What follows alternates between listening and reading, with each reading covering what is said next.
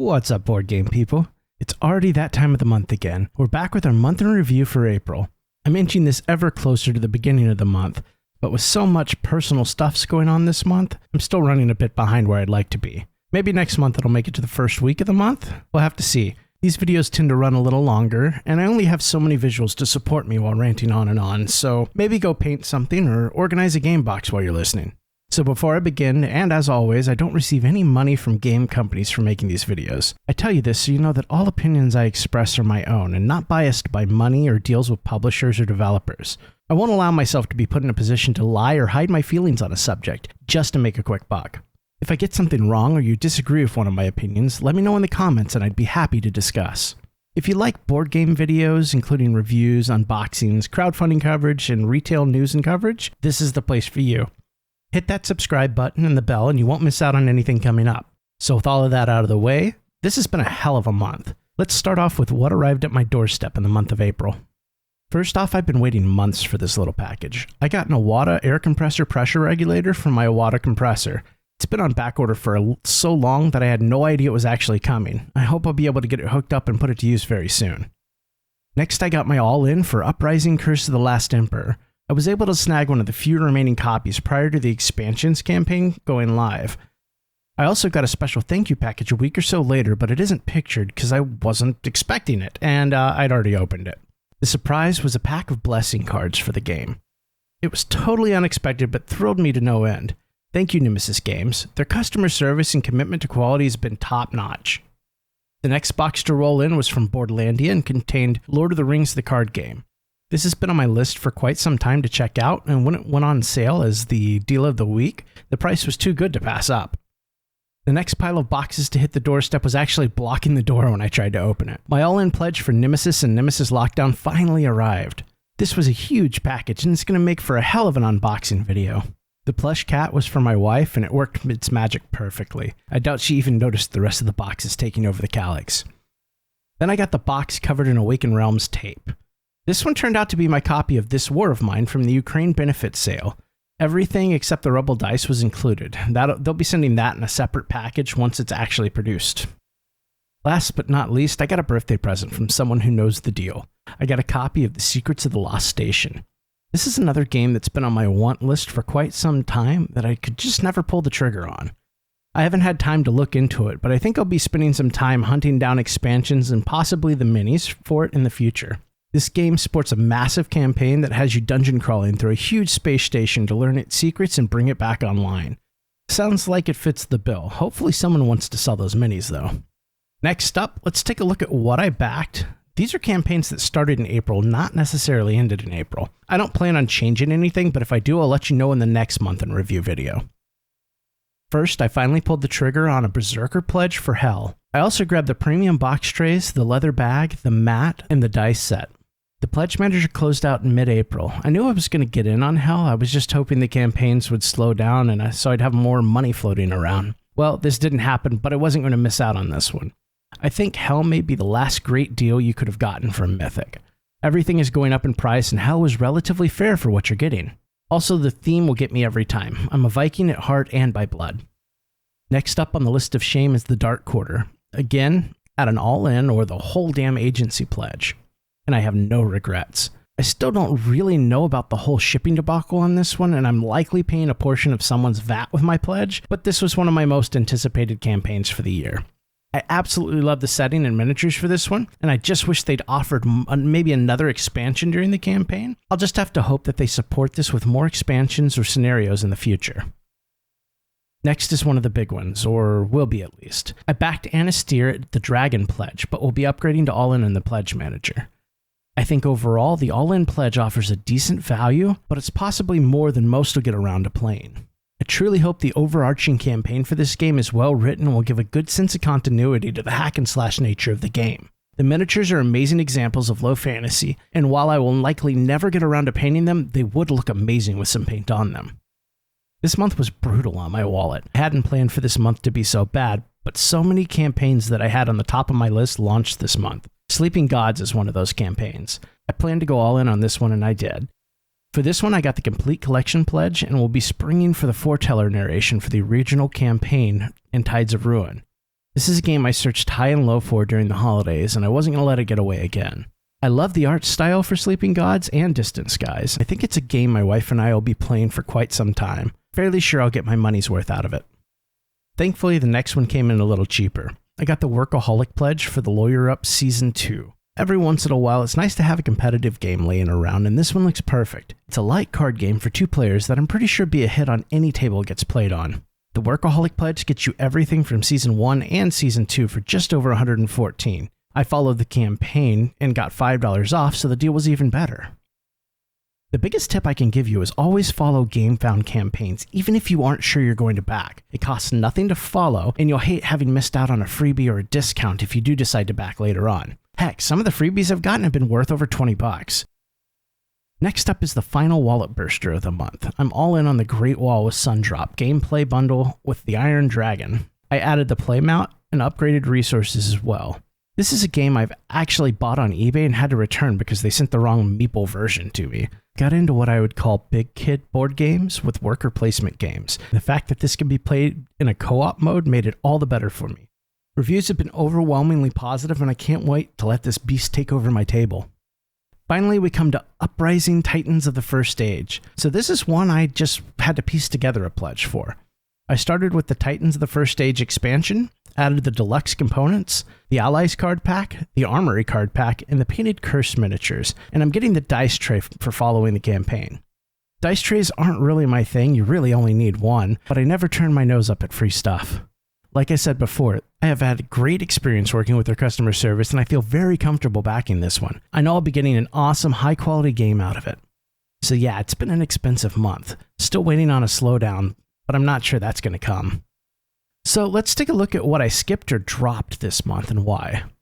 In April, there were no drops, only skips. I think we all dodged a bullet on Far Cry. This campaign was a mess from the beginning, and I pretty much expected it to be. This game had basically no ties thematically or mechanically into the Far Cry universe and games. That campaign could have been slapped together for any number of IPs. Sadly, this is something that is only becoming more prevalent in the industry. IP should tie closely to the mechanics and theme if they're going to be used. Don't skin a game with an IP. Build a game to bring that IP to life in this art form. The other skip I had this month was more of a necessity than anything. I wanted to back Assault on Doomrock and try it out. But in the end, money is tight and I can't back everything. What made the choice for me was the lack of overarching campaign. The playtime on a full 3-act game would be 3 hours or less, and I just don't know how many times people would want to head back into the game after the initial few plays. So for that reason, I skipped. I'm positive that it's going to be a great addition to the game, and I hope everyone enjoys it. Perhaps I'll pick up a copy in a year or two. Next, let's take a stroll through what's in my cart. GameFound has a wonderful feature of letting you save different late pledges in your cart and for them as you like, as long as you pay before the pledge manager closes. This feature is both a blessing and a curse. I'm a fan of late backing because I do miss games, and letting me store an ever-growing list in my cart can only lead to bad things. These won't only be GameFound games, but you get the idea. These are projects I planned on late backing before it's too late. Currently first in the cart, I have Mythwind. I'm getting this to scratch an itch and broaden my game collection a bit. My wife and I have played Stardew Valley on the Xbox exhaustively, and we loved it. I'm hoping this will be a fun board game version of that. I love the artwork for Mythwind, and the game's overarching story interests me. I'm looking forward to jumping in on this one as soon as I have the cash to do so. This PM is likely to close sooner than others, so I'll have to try and pull the trigger soon. Next, I have Arydia, The Path We Dare Tread. Arydia looks to be something different in the adventure game and dungeon crawling space. The table setup looks a little more like an Euro than an adventure game. I really like the little chests that are included, and the minis come pre-painted. I'm hoping this will be a breath of fresh air from some of the heavier campaign games that we play. Also waiting in the cart is Divinus from Lucky Duck Games. I want to grab an all-in pledge for this one. I love the Greek theme, and I already have Destinies, and I'm looking forward to this take on it. I have a soft spot for app games when they're done right. I'm interested to see if they can get OCR working to be able to forego the QR codes for this game. The game itself sounds fun, and while it might be competitive, I'm thinking it won't be too much so. The minis and the artwork are fantastic, and I love the table mat that they've been showing off. The last GameFound game in my cart is Limbo Eternal War 1.5 that I featured in my latest news and updates video. Limbo has some of the best minis I've seen in a board game for quite some time, and I love the map layout and how the map works with the game. I'm excited to see what they do with their campaign scenarios, and I'd love to see more campaigns come from miniature skirmish games in general, so this was an easy back for me. The not easy part is the cost. The game itself is fairly priced, but as with most miniature games, the price is up there. I also really want to get a set of the knights in resin, but I think they'll end up being outside my budget. This one is closing soonish, so I'll have to get it locked in the next month. The last game in my cart is another one from Ludus Magnus Studios. Nova Aetas Renaissance looks beautiful and is incredibly intriguing. Set in an alternate version of the Italian Renaissance, it's a dungeon-crawling adventure game with some 3D maps and a healthy dash of fantasy, intriguing characters to encounter, and amazing miniatures. So yeah, it checks a lot of boxes for me, but it comes with a pretty steep price tag as well. I'll be grabbing a Titan Pledge, a collector's bundle, and then I'll be adding the other add-ons that I would want. This is another one that the PM is likely closing soon for, so I need to get to scraping together leftover funds. Wow, that's a lot of games we've discussed so far. Let's take a break from the games and talk about other stuff for a bit. What seems to be becoming a running joke? I've painted absolutely nothing this month. I haven't even lifted a paintbrush. Too much has been going on, and we'll get to all that soon, but before everything started happening, I was able to get my airbrush set up and ready to work with, so hopefully a little later this month I can get caught up with the Warhammer painting and Imperium videos. So I said that it's been a busy month. Well, we adopted 2 kittens a month and a half ago, and sadly a few weeks after letting them free to run about the house, they've come down with ringworm. In fact, both kittens and one of our adult cats have it. Ringworm isn't a worm, it's a fungus that grows in the hair follicles. It's highly contagious, and it's contagious to humans as well. When a cat gets it, they have to be quarantined, and the entire house has to be cleaned and sterilized, top to bottom. So it wasn't planned, but we've been doing just that. We're cleaning every room, dusting, vacuuming, sterilizing every surface and object in the room, then shampooing and steaming the carpets. The cats are quarantined in our master bathroom, which has to be cleaned daily. And the cats get a bath once a week, which they absolutely love. And they get oral medication, which often just gets spit back in our faces. It's been a ton of fun around here. This really makes me wish we'd bought a smaller house. We're currently down to 1 room left to clean and 2 rooms that need carpets cleaned. So almost done, but it has taken a toll on my ability to make videos and really do anything else. So the game room update would be that it's nice and squeaky clean now. Even the game boxes got sanitized and all the collectibles got a good dusting. As for what I've been playing, well, again, not much. After Descent, we were going to spend a week working on a puzzle and then play another game. The ringworm discovery happened halfway through the puzzle and we still haven't had time to finish it. We were making some pretty good progress, and then one night before they were banished to the bathroom, the kittens found a way onto the table and decided to help us with the puzzle. Thankfully, we were able to recover from their help and should be done with the puzzle in another hour or two once we find the time. So let's talk shop. Time for some channel updates. First and foremost, the new banners and logo have arrived. I wasn't 100% happy with the originals that were sent over, so I did a little light modification to make them more readable, and I'm really liking the results. They're still much better than I could have ever done all by myself, and I'm hoping that they'll look good on a gaming table or, some other merchandise when I'm ready to get some custom work done for mine. I had a comment from a viewer about switching away from reading component lists when doing campaign guide videos, and this is something I'm working on implementing. I don't name commenters because I know some people would rather not be named, but thank you. I had already been playing around with the idea a bit and trying to shorten those sections or make them more interesting, but I just hadn't looked at the data to see if I should or not. YouTube, after you make enough videos and enough time has passed, gives you some amazing data about what people are watching in your videos and what they're skipping through. I honestly hadn't thought to go and actually look and see if people were skipping those sections, and overall, yes, many people were. When you're making a campaign, it's important for the backer to see exactly what they're being offered for their pledge, and I still want to convey that in the guide videos. I'll be doing so visually while talking about component quality, mini quality, or game value, or anything else, instead of just reading each component individually. I'll be honest, I didn't like doing it as much as some of you didn't like watching it. So thank you for the feedback, and if anyone has any other suggestions, let me know. I'm learning as we go here, and I only want to make things better for everyone watching. That brings me to my next topic. I've seen quite a few comments about how concise and to the point my videos are. That's usually on purpose. I love seeing that because it means what I'm doing is working. Communication in shorter form is an art, something I'm aiming for. When I started making videos, I needed something that would help set my channel apart, and I watch the same YouTubers you do. Some give incredibly detailed analysis and opinions through 30-minute to an hour-long videos. Others talk fast and ramble from topic to topic in ways that I sometimes need a roadmap to make sense of. There's some great knowledgeable sources out there, but I found a lack of quick takes that were giving me actual information to make backing and buying decisions with. I want to find a happy medium where I'm still able to be respectful of your time and I'm able to do some of what the YouTube algorithm likes. Longer videos seem to make that little demon happy. The target time for most people is 10 to 11 minutes, and then that target hits the 30-minute mark and still others are making it to the hour mark. YouTube wants your eyes on your screen as long as possible.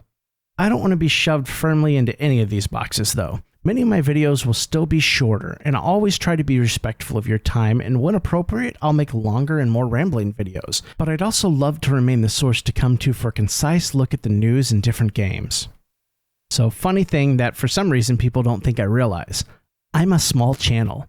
Like, tiny and minuscule. I have some trolls that love to throw it in my face like I don't know it. It really makes me laugh when someone says it's not like I'm going to have any effect on the industry with XYZ amount of subscribers. Nope, I don't. I have very little effect on much of anything. I don't make videos with the intent of changing the industry. I make videos with the intent of helping other gamers. If I were to have an effect, I'd want it to be in a deeper way. I'm not concerned with my channel blowing up and hitting 50 bajillion subs and making me the next YouTube star. I'm not pretty enough for all that. I celebrate each and every small milestone for the channel. I still smile every time I get a new sub. What's even better is when someone leaves a comment and starts a conversation. Another small milestone I've been starting to hit is getting some praise from developers and publishers for my campaign guides and news videos. The first time I saw one of my videos on the campaign page was for Earth Under Siege Flashpoint. I believe in what they're doing and how they went about doing it, and I said as much in my video. They liked the video and thought it'd be helpful to others thinking of backing their campaign and put it on their page. That was a huge win in my book. Van Ryder and Lucky Duck Games sent out an update in April for the Dark Quarter, a game I'm really excited about and anxious to play, and included my campaign guide in an update. It's a small thing, but to a small channel, that's huge. Do I want to grow up, as I once said, and be a big channel with big pointy teeth? Absolutely, but I'm going to still celebrate all the small things along the way. So at the fear of getting too deep or touchy-feely, I truly want to thank you all for watching, commenting, and making my little corner of the internet just a bit brighter. This channel is now entering its 4th month and has blown away all of my goals and expectations thus far. We came into this month with just under 300 subs. That's absolutely amazing. I can't wait to see where we will be with another 3 months under our belts. I've been asked a few times if I have a Patreon. I do not. I really don't think this channel is quite big enough or mature enough for all that right now. If I were going to have a Patreon, I'd want to know that I'm providing more value to the industry and community than I presently am. Maybe in the future to fund some filming gear and such, but for now I just don't see a need. I really appreciate those who have asked though. Next big thing is going to be starting up a Discord for the channel. I know several of you are members of different Discords for other YouTubers and for different reasons. I find that a lot of Discords are locked behind a Patreon paywall, and in the future that may be the case for Critical Fails as well, but I'd like to start more than just a channel. I'd like to start a community. Building a community can open so many doors for so many more people than just me, and it expands the opportunity to spread game knowledge and help each other. Many Discords are locked down for moderation reasons. If people are paying to get access as a perk, they're often more inclined to play by their rules and keep things civil. I get it. It's also a form of value they offer to their Patreon members. It might be the same for me, but I plan on making sure that anyone that participates gets to stay with us regardless. You can find a link to the Discord invite in the description of this video. It's still under construction and I'll be adding more channels as they are needed. Try and keep things in each channel on topic and be kind to each other. It's a privilege, not a right, to be a member, and I have no problem banning bad eggs.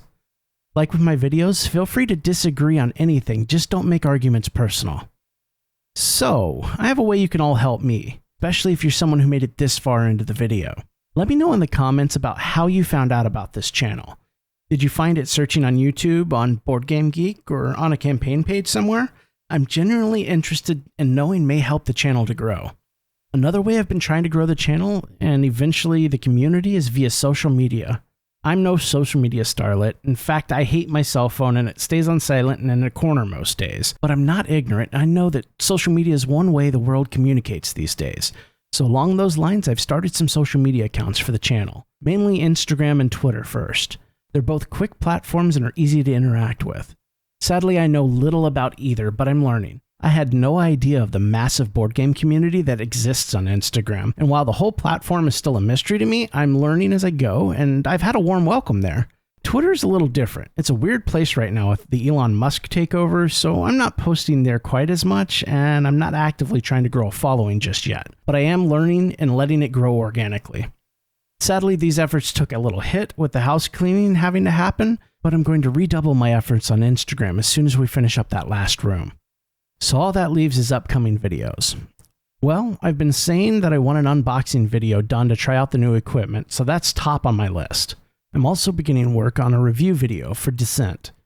This will be my first full review, and I'm searching formats and trying to figure out what'll fit best with my style. Of course, we'll have more news videos and more campaign videos coming, but it's more of a sparse month, and I might get to expand the types of coverage and videos that I'm making.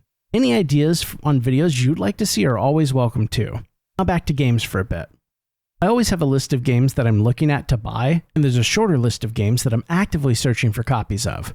I figured I'd include that short list in the month in review videos as well. So first up, I'm looking for a good starter set to buy into the Conan game from Monolith. I love Conan, and I think it'd be tabled quite a bit. This is a beefy game and I'll eventually want everything for it, but finding a good deal on it's a challenge. Along those lines, I'm searching for a comprehensive collection of the Bloodborne game and expansions. After hearing King's House Rule, I think it'd be a fun game to play, and I do like Souls-like games on console. Hate sits pretty firmly at the top of this list. I made several offers on eBay for all ends or close to it, but I still haven't gotten any bites. If I can find a good deal on it, I'm grabbing it. A recent addition to the list is Robinson Crusoe's Collector's Edition. I don't think it's started delivering yet, but once it does, I'm going to be looking for a copy. And the newest game to hit this list is Stars of Akarios. I'd love to grab an all-in for it once it ships to backers. I almost backed when the campaign was live, and I'm really regretting not backing now, so hopefully someone will be selling their pledge. And now the campaigns I'm looking forward to. First up, I'll say that I regret missing Townsfolk Tussle. They recently announced that they'd be returning to Kickstarter with 3 more expansions and a reprint. When it does come back, I'll be there waiting. And a second should come as no surprise. I'm really looking forward to the reprint and possible expansion for Oathsworn. I missed the original campaign, and FOMO's been biting me hard on this one. It's all I can do not to grab an overpriced all-in copy on the secondary market. I'm trying to be good and wait, though. So that's it. April flew by. So many campaigns came through, and so many more pledge managers have opened and closed. What did you all back in April? Remember, you can reach me anytime by leaving a comment, dropping me an email, or even better, joining our Discord and starting up a conversation. I'll have a Discord invite in the video description below. Thanks for watching all the way through. I know it was another long one, but apparently these are going to be. Have a good one and play something fun tonight.